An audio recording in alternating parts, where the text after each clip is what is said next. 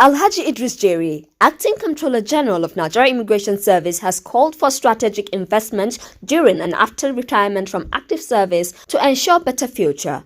Jere gave the advice in his keynote address in Abuja at the symposium and official presentation ceremony of 3 books written by Professor Abba George, Director of Finance in NIS. The event, organized by Business Idols, a private organization centered on the public presentation of the books titled Personal Financial Management, Retirement Planning and Management, and the Making of a Millionaire. The principles in the books are applicable to those still in service, as well as for living a happy and fulfilled life when the reality of mandatory retirement after 35 years in service or 60 of age, whichever comes first, inevitably knocks at the door.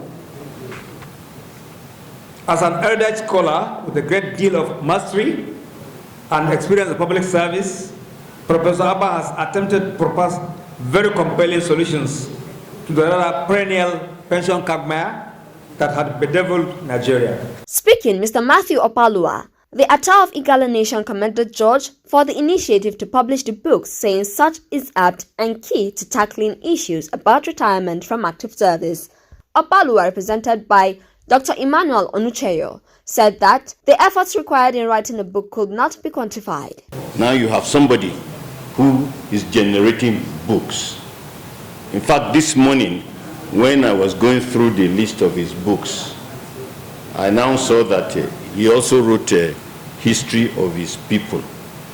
So he's not only someone versed in accounting profession or finance, he's also into history. We don't know which other area he will dive into later. His Royal Majesty says he stands behind all his very energetic children, and particularly those that have distinguished themselves in their various areas. Also speaking, George said that the initiative was born out of concerns about the ratio of contribution in the pension scheme from both employer and employee across the public service. According to him, the 10% and 8% were small, and advised that the federal government should increase its contribution from 10% to 20%. Whatever I stated in the book are mere recommendation that government should increase their contribution from 10% to 20%, and that of the employees from 8% to say 15%. After it is saving for their money. So that's one of the aspects. Another aspect is that most civil servants complain of lack of money to buy land in the federal capital and state capital where they work respectively. And since government of each segment of government are the custodian, the owners of land, well, we are recommending that government should allocate land to staff when they become pensionable, so that they can build their own house. Because after retirement, if retirees can retire into their own apartment, 60% of problems in retirement will be solved. But it will be crisis for someone to retire into rented apartment. So we are recommending that government should go into private partnership, either to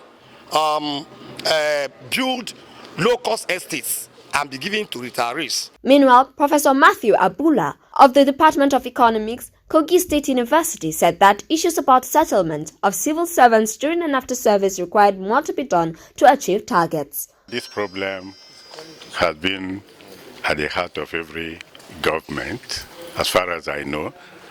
And pension, for instance, has been going a kind of evolution. Try to see how best to make the scheme robust, to be able to take care of these challenges that we're talking about. If you look at the recent past recapitalization, the recapitalization of the PFAs from 1 billion to 5 billion, it is aimed at ensuring that there will be enough assets at the disposal, or if you like, enough money at the disposal of this PFA to guarantee or a kind of give pension account holders the confidence that yes, they can be able to access their money. You see, it is not good actually that somebody retire and for a number of years he cannot get his benefit. Those are not, it's not good for the economy, it's not good for the individual. And that is why there has been a concerted effort, a collaborative effort to ensure that at least on retirement, you should be able to assess your benefit as at when due. On the part of retiree too, we should not wait until we retire from the office and wait endlessly when the pension will kickstart and when gratuity should be paid. The event attracted Mr. Edward Onoja, Deputy Governor of Kogi State, represented by his wife, traditional leaders, Mr. Daladi Kifasi, former head of service of the Federation, and stakeholders of NIS. The highlight of the event was a panel discussion, book review, and unveiling of the books.